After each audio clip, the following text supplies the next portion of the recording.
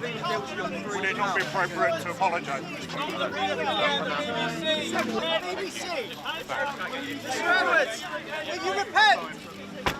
Huw Edwards was the face of the BBC for over 20 years, and given its hegemony in the journalistic landscape, not to mention its sheer cultural impact in UK hearts and minds, Huw Edwards had come to represent, by extension, the voice of the nation.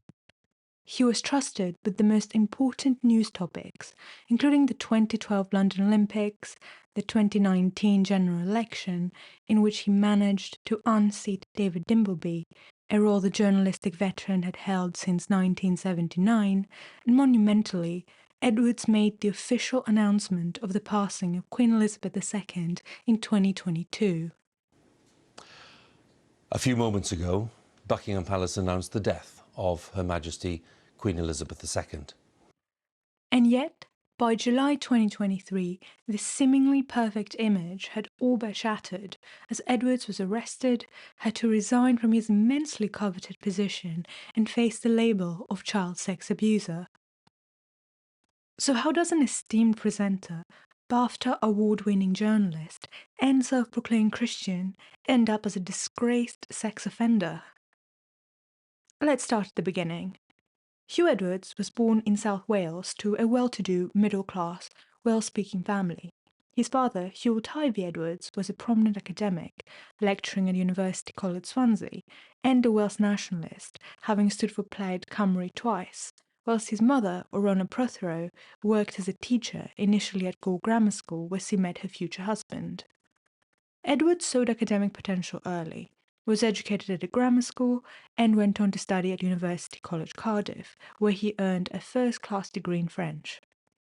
He was even awarded a PhD from the University of Wales Trinity St David for his thesis on the ebb and flow of Welsh dissenting causes.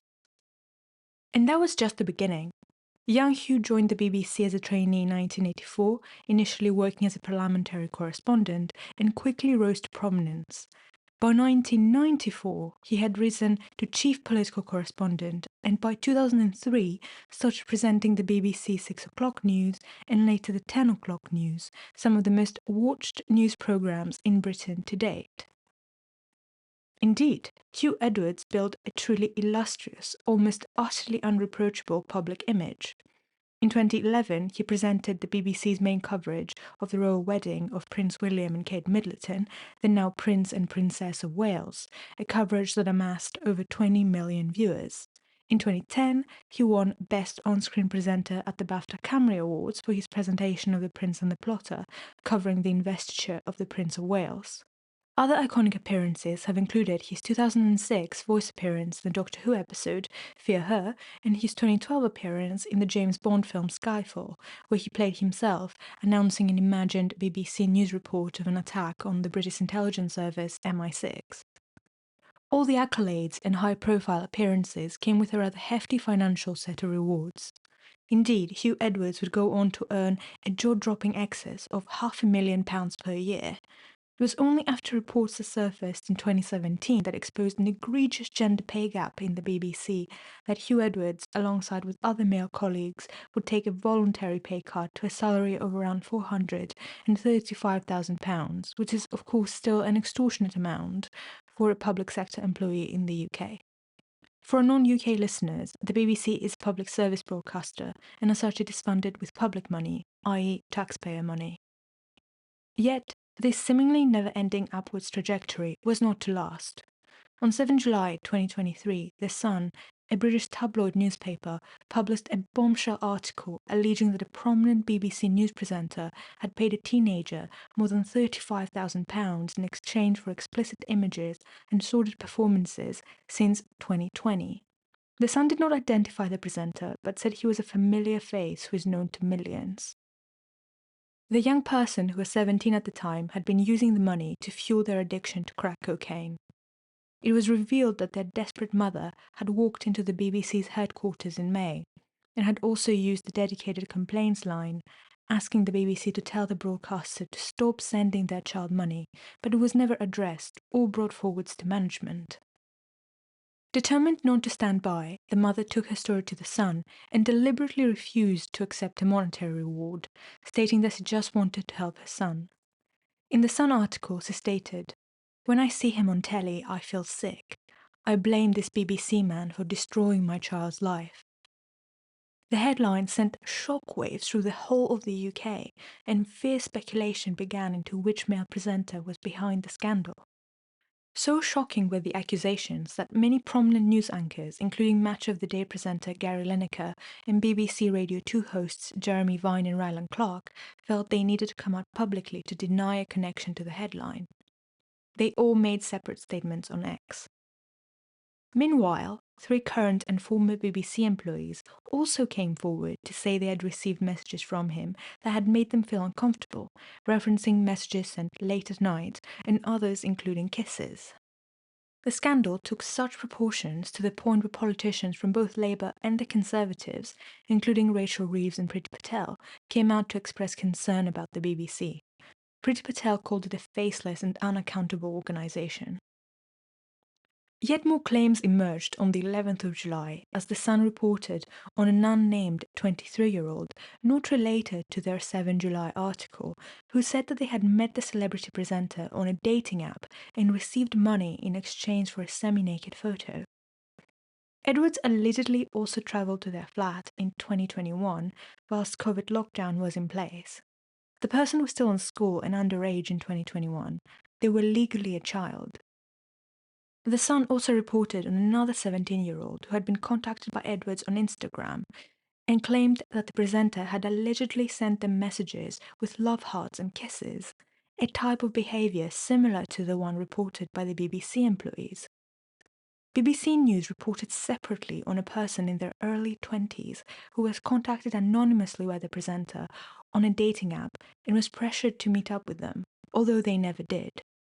The person behind the reports made an online post in which they implied being linked to a very well-known BBC presenter and that they were considering naming him. In response to this, the younger person said that the presenter had called them in a panicked state and also sent them threatening messages with a multitude of expletives, which BBC Verify confirmed had come from a number belonging to Edwards. For its part, the corporation suspended Edwards but continued to pay him his salary, which had risen by £40,000 in the time of his absence. It was also made known that Tim Davie, the Director General of the BBC, was summoned by the Lords Communications Committee to be questioned in Parliament in regards to the BBC's serious safeguarding policy oversights shown in the case. Despite the revelations, things seemed to be taking a different turn after the 12th of July. On the 12th of July, and following pleas from many other targeted presenters for the connected presenter to come forward, Edwards' wife, Vicky Flint, named him as the man behind the scandal, stating that he is suffering from serious mental health issues and is now receiving inpatient hospital care where he'll stay for the foreseeable future, adding that Edwards was first told that there were allegations being made against him last Thursday and that he intends to respond once well enough to do so. On the same day, the Metropolitan Police reported that they found no evidence that criminality had occurred in the cases reported, whilst the lawyer representing the young person at the centre of the Sun article unexpectedly came forward to say that the allegations against Edwards were rubbish. The news of a distressed and hospitalised Edwards, a seeming lack of criminality, and the young person's lawyer's statement that the allegations were false ignited sympathy for the presenter, with a few well-known names rushing to his defence. We now know there was no illegality. So what are you left with?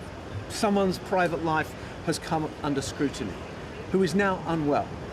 I think it would be a crying shame if this is the last we see of Huw Edwards on television, when the allegations have turned out to be not that much. And I think all his friends will just be wishing him well at this stage, because Huw commands huge respect in this industry. Let's be clear. What Huw Edwards had done up to this point was not criminal, but it was extremely unprofessional. One of the terms in every BBC employee's contract is to not bring the organisation into disrepute. You can decide for yourselves whether Edwards' actions did merit the term disrepute. What is certain is that the well-intentioned defence he received from quite a few of his colleagues would turn out to be a massive miscalculation. From July to November, an internal disciplinary investigation had been taking place at the BBC whilst the police continued to look into Edwards' actions behind the camera. What they found was worse than anything that had been reported hitherto. Edwards was arrested in November 2023 after the seizure of his phone from an earlier investigation revealed the presence of sex abuse images of children on it. Indeed, the investigation, conducted by South Wales Police, uncovered that Edwards had been exchanging WhatsApp messages with a convicted sex offender of the name of Alex Williams, a 25-year-old man from South Wales who sent him a total of 377 sexual images. Most were images of adult men, but 41 were indecent images of children aged between 7 and 15. Of those, 41 were Category A, featuring the worst kind of sexual abuse. The final indecent exchange contained a Category A film featuring a young boy. Edwards resigned from the BBC in April 2024, citing medical advice from his doctors, and by June he was charged with 3 counts of making indecent images of children. A bit of legal explaining here. Huw Edwards never actually filmed or distributed any of these images to others, but he did request them and downloaded them on his phone, whilst being aware of their nature, and as such made another copy of them. Legally, this counts as creating, or rather recreating the abuse, because of the re-traumatization which the duplication of the images inflicts on victims. Edwards pleaded guilty to the charges and was given a 6-month sentence suspended for 2 years. He was put on the sex offenders register for 7 years, but he essentially escaped time in jail. His wife later filed for divorce, and the 6-bed house in Dulwich in southeast London was put up for sale for £4.7 million.